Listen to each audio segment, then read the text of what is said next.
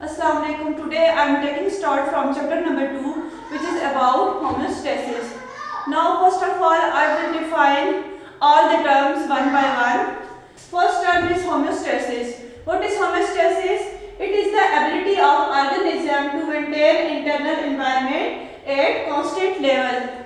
Like water, maintenance of water inside the body, like temperature, to keep the temperature at optimum range. Like salutes is what? Salute is what? Salutes are salts like sodium, chlorine, etc. at constant level. Also means salt and water. Regulation, maintenance. It means to keep the salt and water at constant level. It is the process by which the amount of water and salt are maintained inside the body. Next one is excretion. Excretion is the removal of the toxic material from the body, or elimination or get rid of the waste, solute and extra water from the body. Last one is thermoregulation. Last term is about thermoregulation. Thermoregulation, the maintenance of internal body temperature in an optimum range. It means it is mandatory to keep the internal body temperature at constant level. We know that enzymes work in optimum body temperature.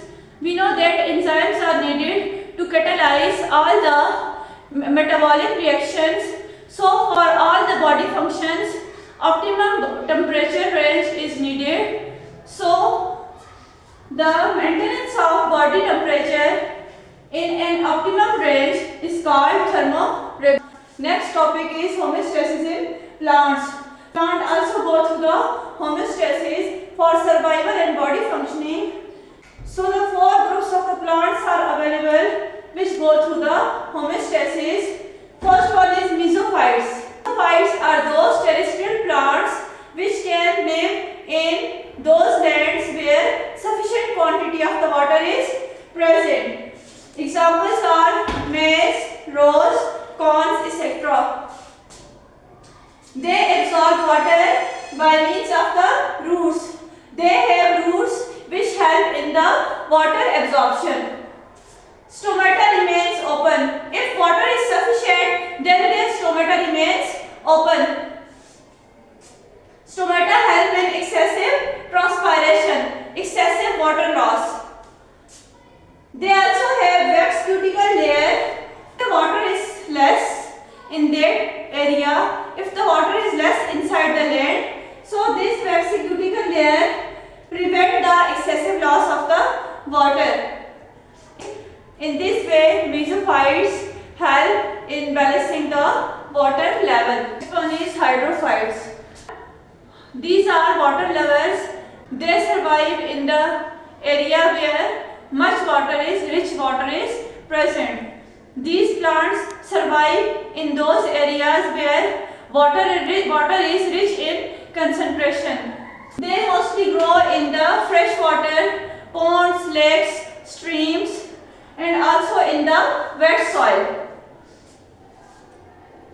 Plants have broad leaves and large number of stomata, so the excessive transpiration takes place. Example is water lily.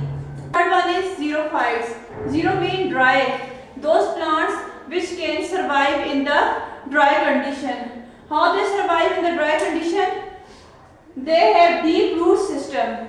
Their root system is expanded inside the land deeply, so they absorb maximum water. These plants are present inside the deserts. They have a deep root system. Few stomata are present.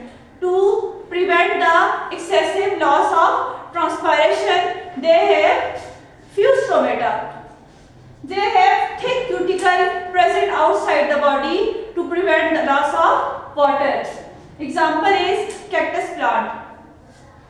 Next one is halophytes. Halo means salt, phytes mean plants. Those plants which can live in salty environment, which can survive in seawater or salty marshes. In the environment, the concentration of salt is higher than that of the body. So these plants will take maximum salt from outside and they will prevent the loss of water. Plants have less amount of salt inside than that of the outside, so they will take maximum salt. So they will take the salt from outside, so water will not lose, and they will try to store water. Plant will absorb the salt from the environment by active transport and tries to prevent the loss of water. So when the salt will store inside the body, it will eliminate by means of the salt glands which are present on the leaves. Example of the such plants are sea plants.